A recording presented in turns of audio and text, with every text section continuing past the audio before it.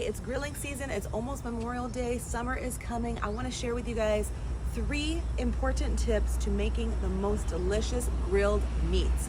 The first one is make sure your grill is screaming hot. If you put meat on a grill that's not very hot, you're not going to get those beautiful sear marks. The sear marks are not just appetizing to look at, that is flavor, that's caramelization. You want to get the sear, you got to get your grill screaming hot. Check this out. We're listening for the scream. It's here. The sizzle.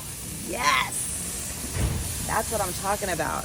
Okay, while we let that go, I'm gonna share with you the next tip. It's about the marinade.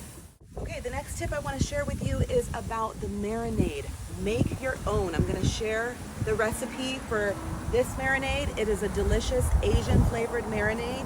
And what I have found is when I use a wet marinade with my animal proteins, it results in a much more juicy, flavorful meat. So coconut aminos is what I choose as opposed to soy sauce or tamari, which I feel is too salty. But that is the base, coconut aminos. And then there's so many variations that you can use. I'm gonna share my recipe for this particular steak marinade. But besides the first tip, which was in review, make sure your grill is screaming hot so you hear that sizzle. Then you wanna leave it alone. Don't mess with it, don't turn it over and over again. You only wanna turn your meat one time. So once it's been on the grill for a couple minutes, about 3 minutes, I'm gonna turn it and look at that. Gorgeous. We have the caramelization, we have the grill marks that we're looking for, and this is halfway done. Okay. Tip 3 is coming up. This could have had a couple more minutes, but it looks good.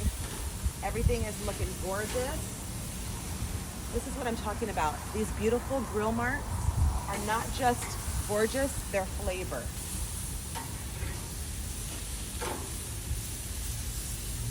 The way you get the grill marks is, again, screaming hot grill. Marinade is tip 2. Tip 3 is coming up. Okay, I've got my meat going on a screaming hot grill. I've turned it only one time. I closed it so that the heat inside the grill can cook the meat to the temperature that I want, the internal temperature I want. But this is where tip 3 comes in. Tip 3 is about taking off the meat before you think it's completely done. Here's the thing, a lot of people are afraid of undercooking meat, especially when it comes to something like chicken. And so we just overcook it until the thing is just dead. It's like sawdust. That's not tasty. So understand that there is a residual heat that's building up inside the steak right now. And when I take it off, it's going to continue to cook while it rests. So taking the meat out before you think it's totally done and letting it rest is tip 3. And I'll show you the end result of what we have after these 3 amazing tips.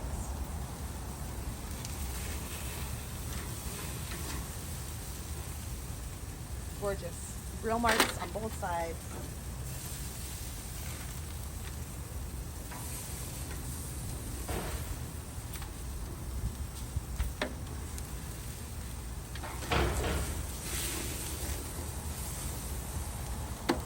Those need a couple more minutes. I can tell by the way it feels when I touch it. And if you could tell, I don't know if you can tell too, but you see how jiggly this is, also how thick it is? That tells me it needs a few more minutes. But this meat is resting here, and in about 2 or 3 minutes, I'm gonna cut into it and show you how perfectly cooked it is. Okay, tip number 3 is let it rest. So we talked about taking the meat off just before you think it's done. The reason we do that is because we don't want to overcook it. If you've undercooked meat, you can rectify that problem.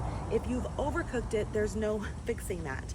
So we took it off just before we thought it was done, and then we let it rest. So this has been resting for about 10 minutes. There are 2 reasons why we let it rest.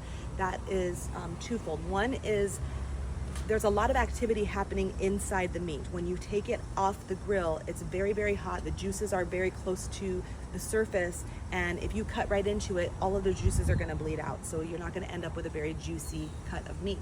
The other reason is because that residual heat will continue the cooking process and bring it right to the perfection point. So let's test out this theory, shall we?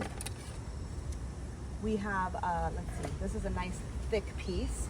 I'm looking for medium, pretty much anywhere in the range of medium. So I'm gonna cut right in the middle so we can see, we're gonna find out together if we did it right.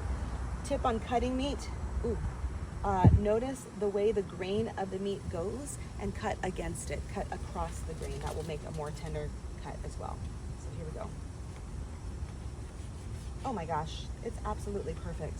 Look at that. There's juiciness. You can see how juicy it is, right? It's nice and pink. This would be considered medium well, which is perfect. Some of the other pieces are going to be a little bit more rare, but this is perfect. Oh my God, it's so juicy. It's so delicious. Well, those are the 3 tips in review. Screaming hot grill. Once you put it down, don't mess with it. Just leave it like that. Don't turn it over and over again. Just turn it once. Leave it alone. Tip number 2, make sure you have a really great marinade going for you. And I'm gonna show you, I'm gonna teach you how to make a good marinade in the comments below or in the description of this video. And tip number 3 is take it off before you think it's done and let it rest. I let this rest for 10 minutes. You can let it rest for at least 10 minutes and then cut into it, and you'll see that you came out with a perfect cut of meat. Enjoy your grilling season.